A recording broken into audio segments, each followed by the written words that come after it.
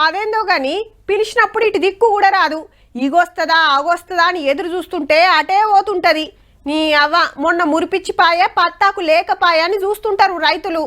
కానీ మరి ఇప్పుడు ఎవరన్నా రమ్మన్నారా? ఏమో బొట్టు పెట్టి పిలిచినట్టే రావట్టే. వస్తే ఉత్తగుంటాది, రైతులను ఆగం చేసుడైనాయే. షెడుపానాలు చేయబట్టి రైతులకు చిన్న కష్టం కాదు. గాలి దుమారం రాళ్లవానలు చేయబట్టి జొన్నలు మక్కలు మొత్తం ఒరిగిపోయినాయి. 40 నుండి 50 వేల పెట్టుబడి పెట్టాము. దీనికి ఇంకొక 15 రోజులు అయితే ఏదో కొంచెం వస్తుందని అనుకున్నాము. 1,20,000 దాకా లాస్ వస్తుంది సార్. చెట్టుకు చింతకాయలు దులిపినట్టే అయింది మామిడికాయల పరిస్థితి. పిందెల కాంచి రాలే వరకు పెట్టుబడి సుత ఎల్లేటట్టు లేదట.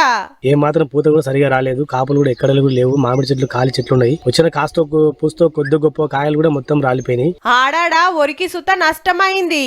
4 ఒద్దులైతే కోతలనంగా ఇప్పుడు గీ పరిస్థితి.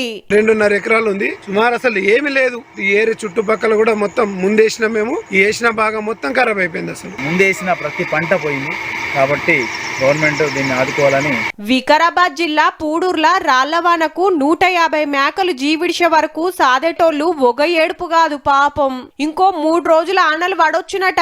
సిద్దిపేట కామారెడ్డి జనగామల బగ్గ పడతాయని ఆరెంజ్ అలర్ట్ పెడితే కడమ జిల్లాల శినుకులు రాలతాయని ఎల్లో అలర్ట్ పెట్టిండ్రు. అన్ని చోట్ల కూడా క్యుములోనింబస్ మేఘాల వల్లే పడిన వర్షం కాబట్టి ఈదురుగాలులు ఉరుములు మెరుపులు అనేవి అన్ని చోట్ల కొనసాగడం జరిగింది.